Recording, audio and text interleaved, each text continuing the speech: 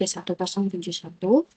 Di sini saya akan mempresentasikan hasil kerja ujian akhir semester tentang mata kuliah FPL.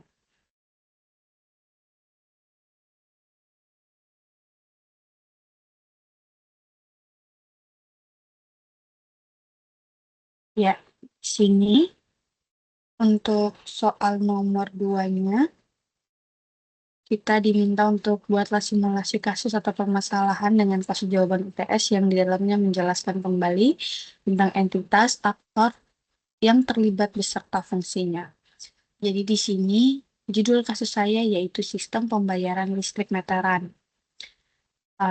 Entitas atau aktor yang pertama ada pelanggan yang berfungsi penggunaan listrik yang menerima tagihan bulanan.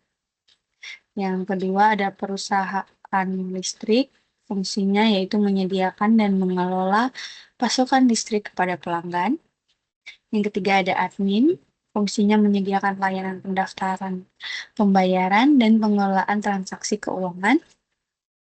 Dan sistem berfungsi untuk menyimpan data pelanggan dan juga mencatat transaksi. Nah, berikutnya ini diminta DAD sama DFD-nya seperti pada gambar di bawah ini. Dan yang berikutnya ada kamus data. Di dalam kamus data ada pelanggan, perusahaan listrik, admin sistem, sistem informasi pelanggan, perhitungan biaya listrik, pembuatan tagihan, dan juga sistem pembayaran. Dari penjelasan simulasi kasus di atas, kita diminta untuk membuat diagram UML.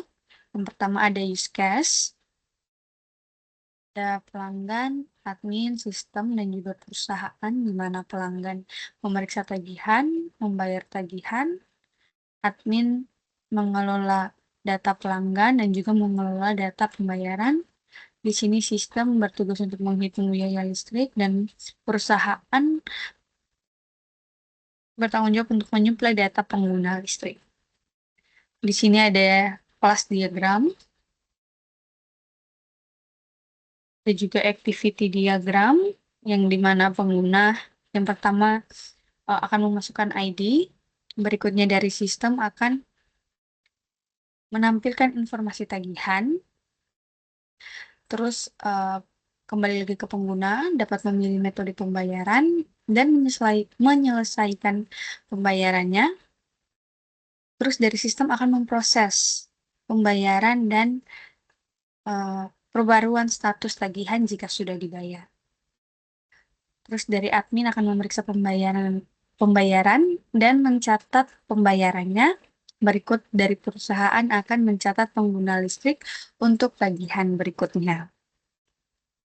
Berikutnya ada sequence, seperti pada gambar di bawah ini. Dari simulasi kasus di atas, kita diminta untuk membuat 3 contoh rancangan interface. Di sini yang pertama saya membuat halaman login untuk pengguna, di mana ada ID pelanggan, nama, dan juga alamat. Jadi jika kita memasukkan ID pelanggan, nama, dan juga alamat, dan langsung mengklik tombol simpan, maka data kita akan langsung tersimpan ke dalam sistem penyimpanan. Terus yang kedua saya membuat halaman login untuk admin, di mana di dalam sini akan dimasukkan ID petugas, nama, dan juga alamat sama seperti yang di atas. Jika kita mengklik tombol simpan, maka langsung otomatis tersimpan data kita sebagai petugas. Nah, yang berikutnya ada halaman transaksi pembayaran. Di sini ada no pembayaran, ID petugas, tanggal pembayaran, ID pelanggan, kode daya, tagihan, administrasi, dan total bayar. Jika kita simpan, berarti kita sudah membayar tagihan tersebut. Nah, dari simulasi kasus di atas akan saya sebutkan dan jelaskan rencana pengujian serta pemeliharaan yang akan dilakukan atau direkomendasikan oleh saya kepada user. Yang pertama itu rencana pengujian singkat. Yang pertama ada unit testing, menguji setiap modul, contohnya perhitungan tagihan, pemrosesan data. Yang kedua integrator testing, di mana saya akan memastikan integrasi antar modul sistem, contohnya antar muka pengguna, database, dan proses pembayaran. Yang berikutnya ada sistem testing. Di sini akan menguji sistem secara keseluruhan, contohnya permintaan data, tagihan, hingga konfirmasi pembayaran. Yang berikutnya ada user acceptance testing atau UAT, yang dimana ini memastikan sistem memenuhi kebutuhan pelanggan dan admin.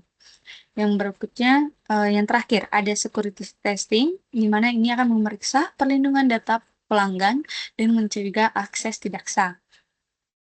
Berikutnya, rencana pemeliharaan singkat. Yang pertama ada pemeliharaan korektif, memperbaiki bug yang ditemukan setelah sistem digunakan. Yang kedua ada pemeliharaan adaptif. Ini menambahkan fitur baru, contohnya metode pembayaran tambahan. Yang ketiga, pemeliharaan perfektif. Di sini akan meningkatkan performa sistem, contohnya respon yang lebih cepat. Dan yang terakhir dari rencana pemeliharaan singkat ini adalah pemeriksaan preventif, di mana backup data dan pemantauan rutin untuk mencegah masalah di masa depan.